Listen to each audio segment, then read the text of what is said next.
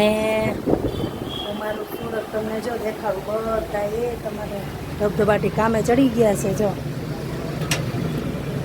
ગાડી ને તારે બધા હોના કામે માંડ્યા જવા છે. અહીંયા અમારા હનુમાન દાદાનું મંદિર છે. અહીંયા જય ભીડભંજનવાળા દાદા. બધા એ તારે ગાડીઓ ને હીરાવાળા હોય બધા હોના કામે સવારમાં જાય. તમને એમ થતું છે ને આને કામે નહીં જવું હોય, મારે જવું જ છે ભાઈ. પણ આજ મારા મમ્મી પપ્પા આવ્યા છે તો પહેલાં હું એને મળવા જવાની છું અને થોડુંક કામ પેન્ડિંગ પડેલું છે પૂરું કરશું અને પછી જાઉં મમ્મી પપ્પા પાસે. ઘરે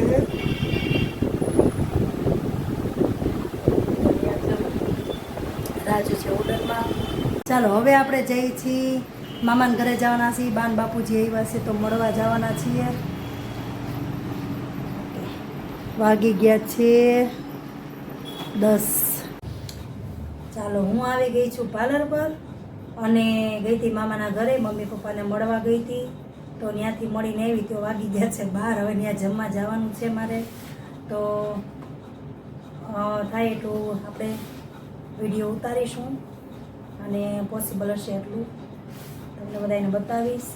અને બીજું એ કે કાલે ઇન્સ્ટામાંથી એક દીદીનો ફોન આવ્યો હતો મને. ઇન્સ્ટામાંથી નંબર લઈને મને ફોન કર્યો હતો તો મને કે દીદી તમે બહુ સરસ વિડીયો ઉતારો છો અને તમે બહુ સરસ રીતે બધું કામ કરો છો અને અમને બહુ ગમે છે તમારા વિડીયો જોવા. તો થેન્ક યુ સો મચ એના માટે કે તમે બધાય મારા વિડીયો પસંદ કરો છો એના માટે બહુ થેન્ક યુ દિલથી. તમારો બધાયનો આભાર. અને બસ એને કોઈ થોડી ઘણી ડિટેલ જોતી હતી તો મેં આપી એને કે ભાઈ દીદી કઈ રીતે શું કરો છો ને કઈ રીતે તમે એડિટિંગ કરો છો ને તો મારે કરવું છે તો કરાય. વિડીયો ઉતારવામાં કોઈ શરમ જેવું છે નહીં. આપણે કોઈ ખરાબ કામ કરતા નથી. વ્યવસ્થિત સારું કામ કરો તો તમારી કોમેન્ટ કોઈ ખરાબ ન આવે, સારી જ કોમેન્ટ આવે બધાની. અને સારું સારું મૂકો. તમે તમારા કોઈ પ્રોડક્ટની નોલેજ આપતા હોય, કોઈ તમે તમારા કોઈનો ધંધો તમે દર્શાવવા માંગતા હોય તો તમે એ પણ કરી શકો. પ્લસ તમે ઘરની ડિટેલ કે ઘરના બ્લોગ બનાવી શકો તો કરાય ધીમે ધીમે. પહેલાં સંકોચ તો મને બહુ થતો હું કરતી ત્યારે, પણ હવે તો એટલો કોન્ફિડન્સ આવી ગયો છે ને એટલે હવે તો ગમે ત્યાં તરત જ તે વિડીયો કેમેરો ચાલુ કરી નાખું છું. એટલે હવે શરમ જેવું કંઈ છે નહીં, કારણ કે આપણે આગળ વધવું છે એના માટે. બાકી એવું નથી કે ભાઈ કોઈ મર્યાદા મૂકીને આપણે કામ કરવાનું નથી. આપણે મર્યાદામાં રહીને જ કામ કરવાનું, વિડીયો ઉતારવાનો છે. તો દિલથી એને તો બહુ જ એને તો બહુ વિડીયો ગમ્યો અને બહુ જ વખાણ કર્યા. તો દિલથી તમારો બધાયનો આભાર જેને મારા વિડીયો જોવા ગમે છે. તો ચાલો હવે પછી કંઈક એવું હોય છે તો પાછા આપણે મળીશું. જો તો આવે છે મામીનું લેવું છે. અહીંયા મામી બેઠા છે, અહીંયા મમ્મી બેઠા છે, અમે બધા નીચે બેઠા છીએ. તો ચાલો બધા જમવા મામાના ઘરે. આજે મામાના ઘરની મોત છે. ચાલો અત્યારે આપણે આલ્બમ ડિઝાઇનનું કામ ચાલુ છે. પાર્લર પર આવી ગઈ છું ક્યાંની, પણ નીંદર આવતી હતી જબરી એટલે સૂઈ ગઈ હતી શાંતિથી.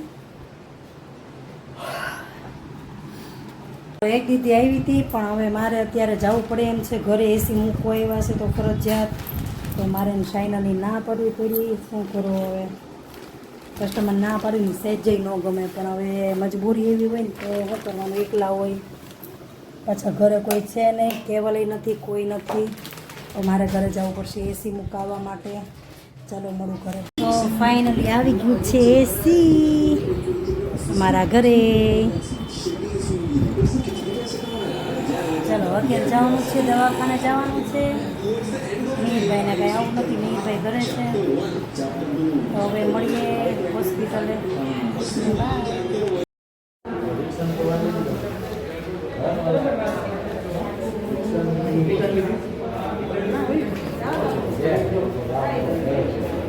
ચાલો વાગી ગયા છે 8:30 અને હજી હું પાર્લર તો થઈ ને મામાના ઘરે હતી. મામાના ઘરેથી હજી હાલ આવી જ છું.